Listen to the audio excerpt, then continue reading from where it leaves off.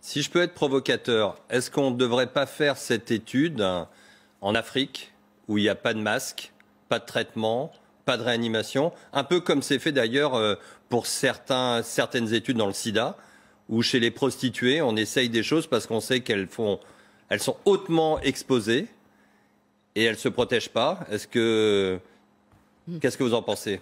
Alors vous avez raison, et d'ailleurs on est en train de réfléchir en parallèle à une étude en Afrique justement pour faire ce même type d'approche avec le BCG, un placebo.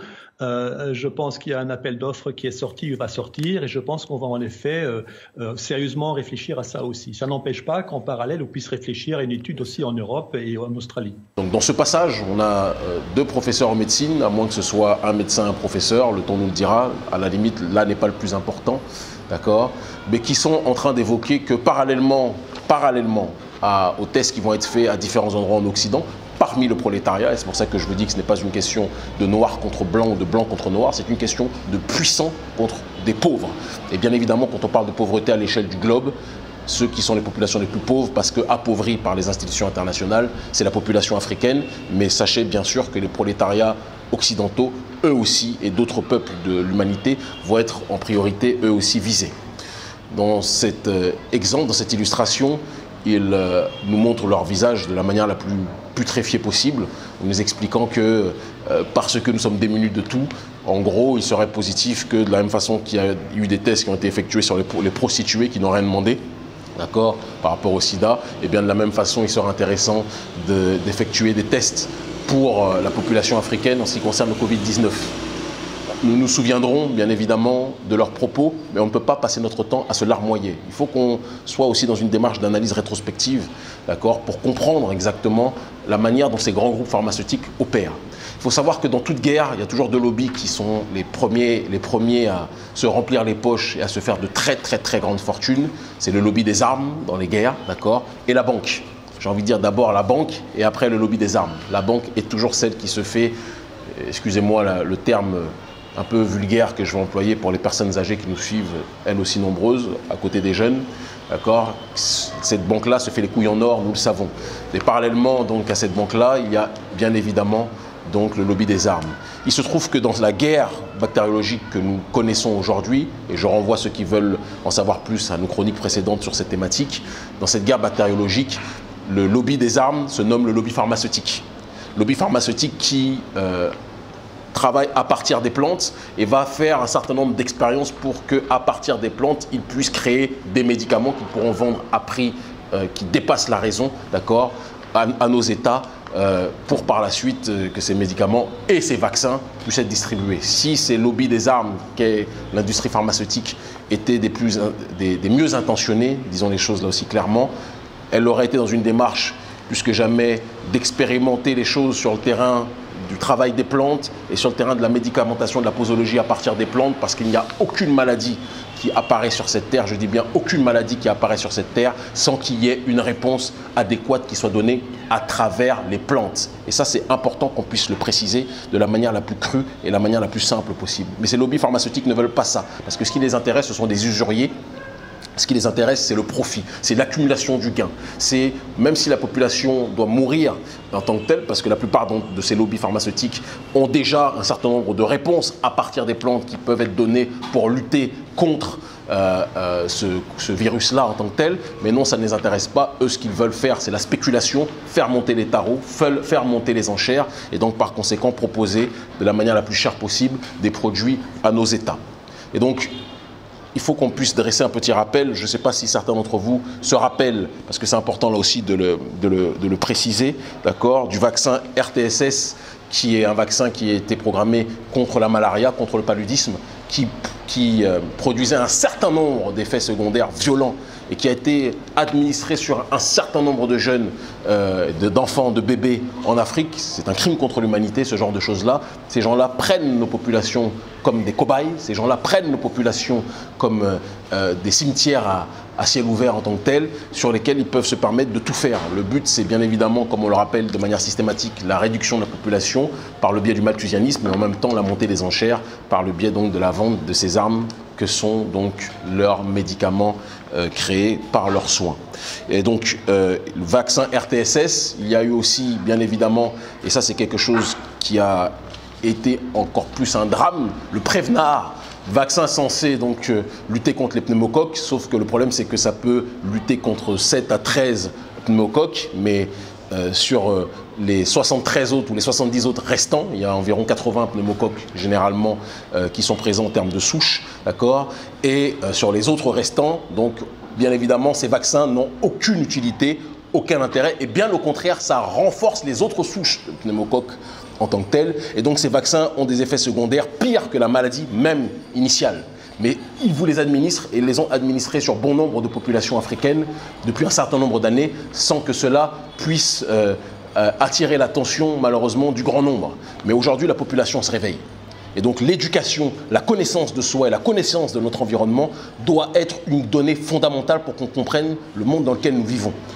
Je souris parce qu'il y a quelque temps, peu de jours encore, certains parmi les nôtres dans le showbiz, des entités très fragiles, parlaient de complotisme lorsque l'on disait qu'il y a une guerre qui est menée contre les populations, contre la population africaine, mais aussi contre les prolétariats occidentaux de manière générale. Et ça, quand on disait cela, on était traité de fous, on était traité d'extrémistes. Quand on disait qu'il y a une guerre de l'oligarchie financière occidentale qui travaille en concubinage incestueux avec la population élitiste, l'oligarchie africaine, on était là aussi traité d'extrémistes, de racistes, etc. Et ce sont ces mêmes personnes qui aujourd'hui, avec une sorte de veste réversible, commencent à jouer les personnes outrées parce qu'ils voient qu'aujourd'hui les choses ne peuvent plus être cachées et que les personnes visées, l'oligarchie financière et les apôtres du lobby pharmaceutique ne se cachent plus de dire les choses telles qu'elles les pensent et telles qu'elles les projettent. Et c'est Jacques Attali qui disait aussi, rappelons-le, il y a quelques années, que si le gouvernement mondial, et ça ce n'est pas du complotisme là encore, c'est vérifiable et je vous en supplie, je vous demande à tous de vérifier, si le gouvernement mondial ne peut pas passer par un accord des populations, d'accord, ça passera par le biais de pandémies. Et par le biais de pandémies, et in extenso, là c'est nous qui extrapolons, par le biais aussi de distribution d'un certain nombre de médicaments et de vaccins qui pourront faire comprendre à la population qu'elle doit marcher tel un seul homme dans une seule et même direction, sous un seul et même gouvernement mondial. Mais les populations aujourd'hui ont compris que les élites se délitent et que les élites sont les pires ennemis en réalité de l'intérêt des peuples. Et c'est pour ça que la question de la souveraineté populaire, en ce début de XXIe siècle, doit revenir plus que jamais. Je vous rappelle aussi le scandale Pfizer.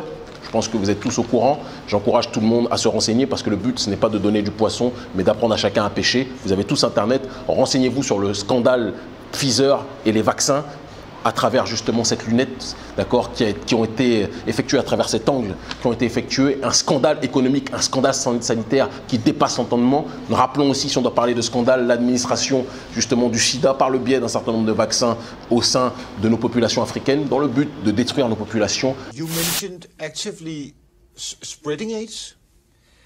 There was a unit from SIMA that one of the things was that we went into African countries. And how was that done exactly? Through inoculation. Through vaccines? Yeah, through vaccines. Pretending to inoculate people and that type of thing. The idea being to kill black people? Yeah, to eradicate black people. You must understand the concept was that AIDS was a killer. It was incurable at that point in time. So it was led to believe that if you infected people, it was the quick, non-militaristic approach to eliminate black people. Il y a une guerre qui est entamée depuis un certain nombre de temps par l'oligarchie financière qui n'a pas de couleur parce qu'elle a aussi bien au sein de cette oligarchie des blancs que des noirs, que des arabes, que des gens de toutes couleurs qui ont décidé de détruire, de réduire la population prolétarisée, la population africaine en priorité, mais aussi les prolétariats du monde entier, quelle que soit leur couleur de peau. Et c'est pour ça qu'on ne doit pas être dans une question de guerre, de couleur aujourd'hui, mais plus que jamais dans une guerre sociale, lutte sociale, résistance de nos populations contre l'oligarchie. Nous le disons sous une perspective africaine, bien évidemment en priorité, mais nous parlons pour les gens, quelle que soit leur couleur de peau, qui sont opposés en réalité à ce cancer oligarchique que nous connaissons. Et donc les réponses à apporter à cela sont claires et explicites. Notre ONG Urgence panafricaniste a commencé à lancer une campagne de sensibilisation de la population parce que nous devons nous rappeler que sur le terrain, nos populations, bon nombre des nôtres, ne sont pas alphabétisées dans une acception occidentale. On peut parler 10 000 langues, ça aussi il faut le préciser, mais on n'a pas forcément l'alphabet occidental qui n'est pas non plus l'alpha et l'oméga de la connaissance. Mais du coup, un certain nombre des nôtres peuvent ne pas être au courant du risque qu'engendre justement la problématique et de ces virus, mais surtout la problématique aussi de ces vaccins. Et donc, il doit y avoir une campagne de sensibilisation qui doit être donnée pour la distribution de kits sanitaires. C'est ce que nous faisons depuis un certain nombre de temps, d'accord ? Dans les différents pays que nous avons évoqués, nous les remonterons là, et nous les remonterons là plus que jamais parce que c'est important de les exposer, d'accord ? Et parallèlement à cette démarche-là, à cette campagne, distribution aussi de kits alimentaires, parce que la meilleure façon de nous préserver, de nous prévenir, c'est qu'il y ait le moins possible de sorties. Mais étant donné que dans nos pays, il n'y a que des économies informelles, on ne peut pas être dans une histoire de confinement comme ça se passe en Occident, et par conséquent, il faut qu'il y ait un soutien, même si les gens ne peuvent pas être confinés, un soutien sanitaire, un soutien alimentaire, et aussi, nous le précisons et nous le rappelons, une sensibilisation de masse pour pousser nos populations à refuser le vaccin. Nous parlons concrètement, nous ne sommes pas dans les grands langages en direct de salons parisiens ou de salons londoniens ou quoi que ce soit. Nous sommes sur le terrain en Afrique, nos troupes sont déployées. Nous disons, soutenez-nous dans nos campagnes de sensibilisation et de distribution de kits sanitaires. Ceux qui peuvent envoyer des kits alimentaires, faites-le. Ceux qui peuvent envoyer des kits sanitaires à l'ONG Urgence panafricaniste, faites-le. Ou ceux qui ont compris qu'ils ne peuvent, là où ils ne sont pas envoyés, quoi que ce soit, soutenez financièrement notre campagne de sensibilisation sur le terrain, d'accord ? Plutôt que de donner, comme beaucoup des nôtres ont l'habitude de le faire, à toutes les communautés, à l'exception de la nôtre, parce que malheureusement, dans notre communauté, l'homme noir ne fait pas confiance à l'homme noir. L'homme noir a toujours un problème avec l'homme noir, et ça, c'est un problème de fond qui doit être corrigé urgemment si on veut être capable d'avancer. Donc là, il y aura un lien sur ce poste-là, d'accord, pour que les personnes qui veulent nous soutenir l'ONG Urgence panafricaniste puissent le faire de la manière la plus fluide, de la manière la plus claire possible. Nous vous disons simplement, aujourd'hui, sensibilisez votre environnement, sensibilisez votre entourage sur Internet, mais aussi en dehors, et soutenez les acteurs de terrain que nous sommes. Nous devons faire comprendre aujourd'hui que nous ne sommes plus naïfs, nous refusons leurs vaccins. On ne va pas rappeler aussi le lien entre les vaccins qui peut exister et l'autisme. Certains vont dire, certaines communautés scientifiques vont dire que ce n'est pas avéré, et d'autres scientifiques, au contraire, vont vous dire qu'il y a des liens fortement engagés entre les vaccins qui sont proférés aux populations et la maladie de l'autisme en tant que telle. Et tous ceux qui connaissent ce drame-là savent que les vaccins, ce n'est pas un jeu, et donc il faut qu'il y ait un mouvement planétaire, continental africain, mais pas seulement, aussi en Occident, contre la vaccination de masse de 1 et contre l'administration de médicaments qui sont donnés au déni de nos médecines traditionnelles, au déni de nos médecines en tant que telles.